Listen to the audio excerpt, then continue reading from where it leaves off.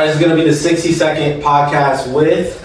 It is absolutely not 60 seconds. It was supposed to be, but we just kept going. And it ended up being a great 20 minutes. So I promise you, tune in, watch the whole thing. It is going to be a lot of fun. If you guys want to follow Shania, make sure you follow her. Her TikTok is The Hair Engineer. Same thing with her Instagram. Let's go.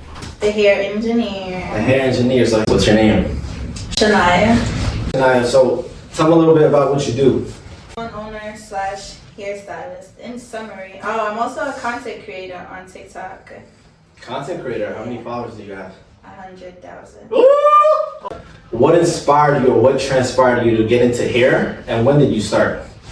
Comparing where I am now to where I was, I want to say it was instilled in me as a kid. Ever since I was a kid, I was used to stay with my cousins and be like, oh, when I get older, I'm gonna have a hair salon. I'll be doing hair and nails and everything. And now I be like, I don't know where this came from, but then looking back on how I manifested this into my life since I was a kid. Nice. So that's where I guess that came from, and God just allowed it to happen. So where are you now with your hair business? Pretty successful, I'm not gonna lie. Just being humble, more than just successful. Go ahead. I have a salon storefront that I rent out to other hairstylists, nail techs, lash techs, anything that's cosmetology wise. She got a whole franchise. And client wise, I'm not gonna lie, I'm pretty established when it comes to clients. It's been a while that I've looked at my schedule and it's like, damn, I don't got no clients. So there's that. I'm pretty established when it comes to my career. So we were talking about how you got into your career and what circumstances you had to go through. Can you talk about what is one circumstance that kind of allowed you to start to open up your own building and partner up with other nail companies? You said nail companies, right? No, I rent out the salon to Oh, so you rent out salon? So okay. Yeah. That actually has a lot to do with you. When we got into the car accident, We're gonna have to talk about it. I thought it was, quite frankly, the worst part of my life. I didn't see myself coming out of it with anything positive. After the car accident, I actually did not want to be here anymore. I was contemplating suicide and a bunch of other things. But with the help of my family, specifically my dad, he said a lot of stuff that got to me that made me decide to keep going. And then the compensation from the car accident, I got that and I was like, I still don't know what I want to do. So I'm not going to cash this check until I figure out what I'm going to do, because I didn't want to fumble it. Then I started working in other salons and getting the feel of being a salon owner. And I was like, okay, this isn't bad. And I started looking for storefronts and I found two of them.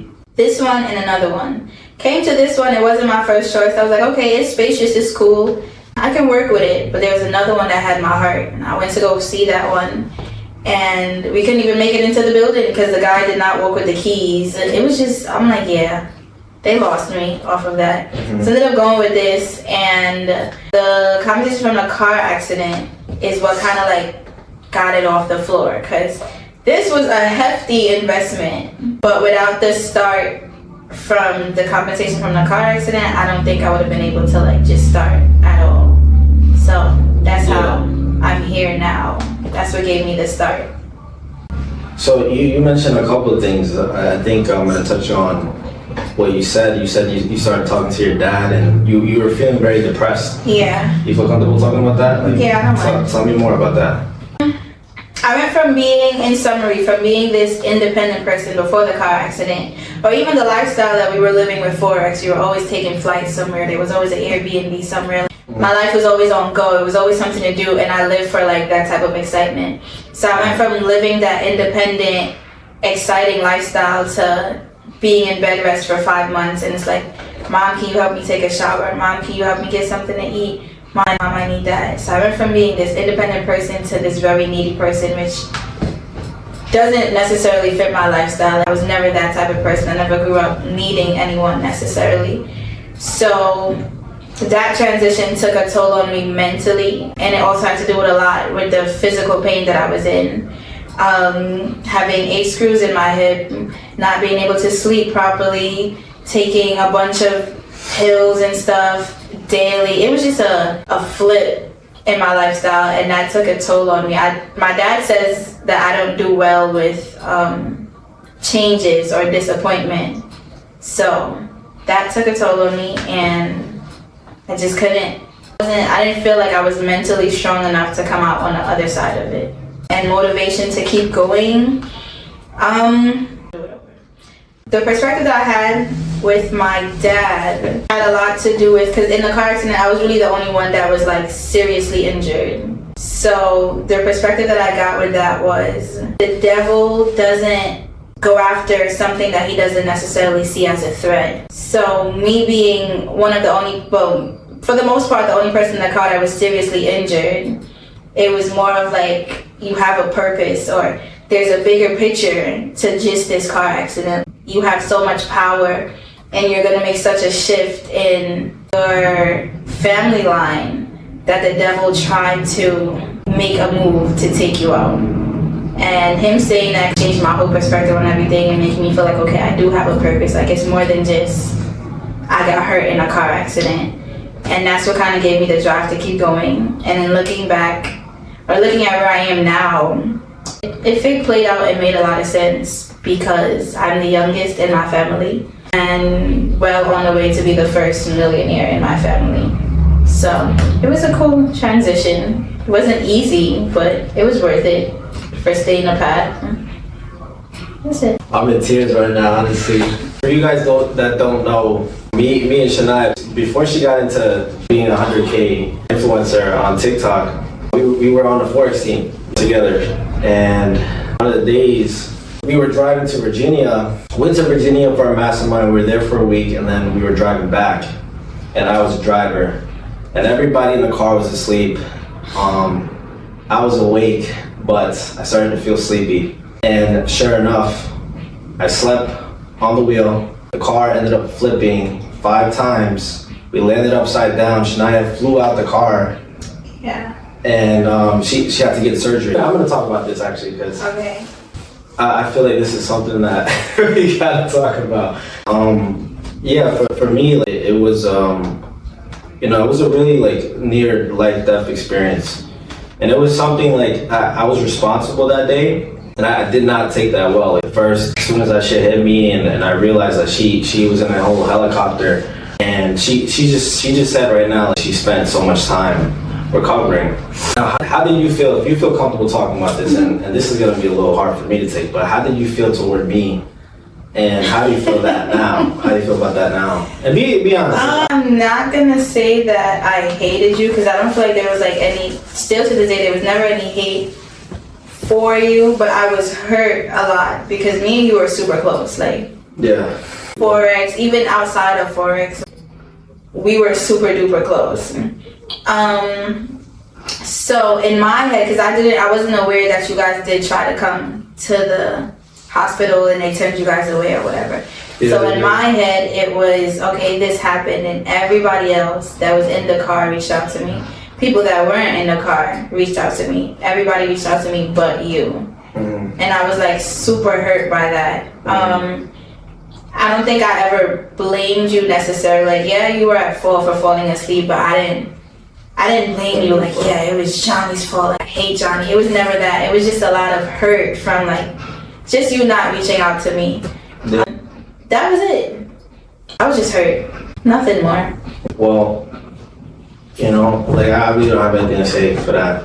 And that's like one thing like I think I took to heart and I learned from that. I feel like I've really had to self-reflect a lot on that. And I don't really have any excuse. I think it's just something that it just hit so hard for me that I did that to you. So I didn't know how to talk. I really didn't. And that, so I'm grateful for it though, because I'm grateful that you're feeling better. I'm grateful now that you have a full-on business. I'm grateful now that you're living the life that you said you wanted to live. Yeah. But I did also, like, I understood completely your perspective of feeling guilt. Because I'm not gonna lie, it probably would have been very hard for me to reach out if I was in your shoes anyway, because I could imagine the thoughts that was going through your head. You probably felt like I hated you, It was so much going on. So I understand your point of view of like why it was so hard to reach out, because that was a lot to stomach, I'm not gonna lie. That was also another reason why it was very hard for me to be like, oh my gosh, I hate you. We were young and it was a stupid mistake. Yeah. So I don't know, I probably wouldn't have been able to suck it up and still approach you with it, knowing that I was the one at fault for it. So I had that perspective of understanding also. I really appreciate that. I feel like I still should have done more, but it's okay. But yeah, so let's talk about the Forex experience. Like, how was that for you? And how do you look at Forex now? Like, what's your perspective on it? Till this day, somebody asked me this like 2 or 3 days ago. I would say I would do it all over again. Like, and not even for the financial part of it, because I don't even know if I was profitable or not. I just knew I was traveling. It was so much more than just the financial part of it for me. If you guys don't know, I was I'll say one of my top shooters. You were definitely, you know, like she was crazy. She was in there. But I always say I would do it all over again, just for the mental part of it. Having access to millionaires just speaking life into you, that's not something you have access to on a daily basis. And even now, looking at people who never experienced Forex, we're on 2 different, I guess, frequencies. There's so much that I learned with Forex that I would have never, I didn't even know, like, you know how they say you don't know what you don't know? A lot of people don't know what they don't know, and Forex has given me a lot of mental change, mental awareness, so much. Even in my day-to-day life now, I think back on things that I learned in Forex. There's certain things that I learned not to trip over, or some things are just not a big deal. I didn't understand how much of a big role your mind plays in your lifestyle, in your career path, and everything. So, in summary, I would do it all over again, even if it's just to get on Zoom calls every day. Forget the money, forget everything else. I would do it all over again. That was a great experience. So, what are 3 things you learned from your Forex experience? 3 things that I learned. Trading-wise, you gotta control your emotions. I'm not gonna lie, I lost a lot of money behind emotions. And I feel like being a lady in Forex, we're already emotional. So, imagine having that extra emotions from trading. So I learned to control my emotions. What else did I learn? I feel like nothing is ever a big deal if you have the right support system around you. And I feel like a lot of people was robbed from a good Forex experience because they didn't have like a team that was always there. Not to mention, the reason we got into the car accident was because you were up all night showing up for your team. That's why you didn't get sleep and fell asleep on the road. So I had a great support system, team-wise. You were 10 out of 10, an amazing mentor. What's the 3rd thing that I can say that I learned? Maybe a 3rd lesson. I wouldn't even say it's necessarily a lesson, but I was grateful for the exposure to meet different people. Nina would always be like a lifelong friend to me. Amber still books me to do her hair. Just the exposure and the network. Those were 3 really important things to me. Facts.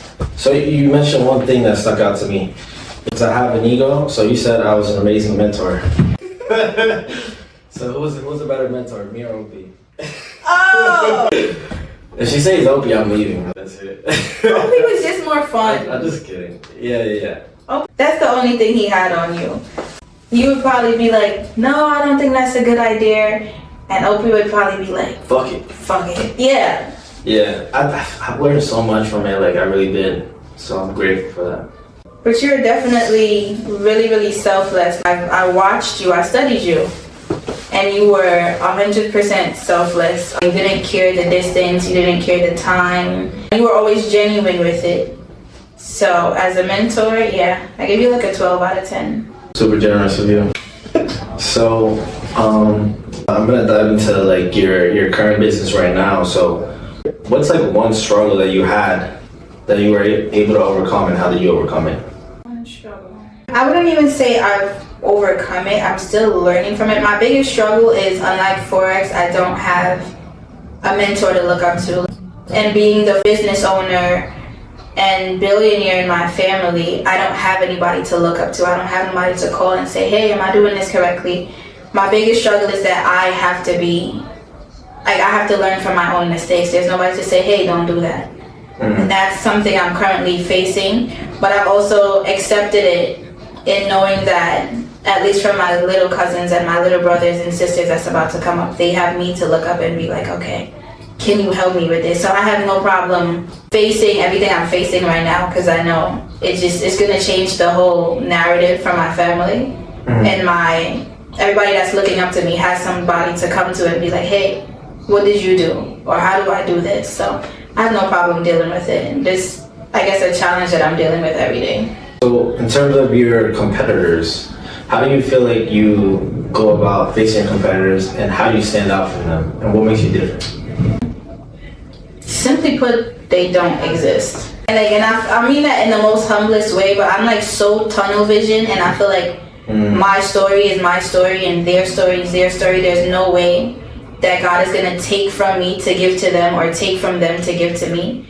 Our stories are going to play out the same way, and God is going to provide for all of us in the necessary ways that he needs to. So there's no competitors or no competition or anything like that in my eyes. I think that's why you have so much abundance now, you know, with that mindset. She's going to come to you. I don't really care about what nobody else got going on, to be honest. Someone who wants to start off their business, what advice would you give them if they wanted to get to where you're at right now?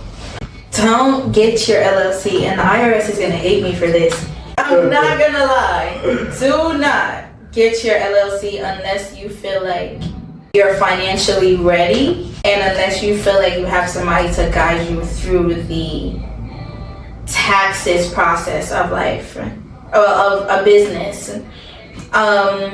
Take as much as your money and sweep it under the rug as you can, and stack it, and only get your LLC once you have to get it. Once you're ready to make those big business moves, like maybe getting a car in your business name or getting something else in your business name. As of right now, don't rush. Like, I know everybody wants to get an LLC so they can say, yes, I officially have a business, but it's more than just being able to say I have a business. There's a lot of fine print and work that goes into having an LLC. So I would say that starting wise, honestly, and I guess we can blame Forex for this, it all starts in your head. Mentally, you have to believe that you can achieve what you want to achieve, that it's gonna happen. Manifestation is so real. Believing in yourself is so real, and that's literally all you need to start. That, and just having faith in God, knowing that I told God that I want this, and without a doubt, if it's in his will, I know I'm gonna get it. And that's it. Last question. How do you keep faith when there's problems and circumstances in front of you? So my perspective on life is really different compared to others. I feel like tomorrow's gonna play out however tomorrow's gonna play out regardless. If tomorrow you were gonna break your left hand, tomorrow you're gonna break your left hand regardless. There's no avoiding that. I feel like life is already played out and life is already set, and the only thing you can't control is how you react to everything. So just know that, I know if something was to happen today or something goes left today, I know that that was already supposed to happen. Whether I did 10 backflips yesterday or 12, today was still gonna play out however it's supposed to play out. So I've accepted that, and I have a really big belief and trust in God, and I know that he's never gonna give me more than I can bear. My car accident also plays a big role in my perspective on life, because I feel like if I made it out of that, I'm not gonna lie, I can make it out of anything. So that also increased my faith, especially watching where I was then and where I am now. I haven't had a bad day in 2 years, and that's just because I've accepted that life is gonna play out however it's going to, and the only thing I can control is how I react to it. And I have faith that I have a higher power that's not gonna just let the worst happen to me for no reason. So there's that. That's the podcast. Thank you. This was really good.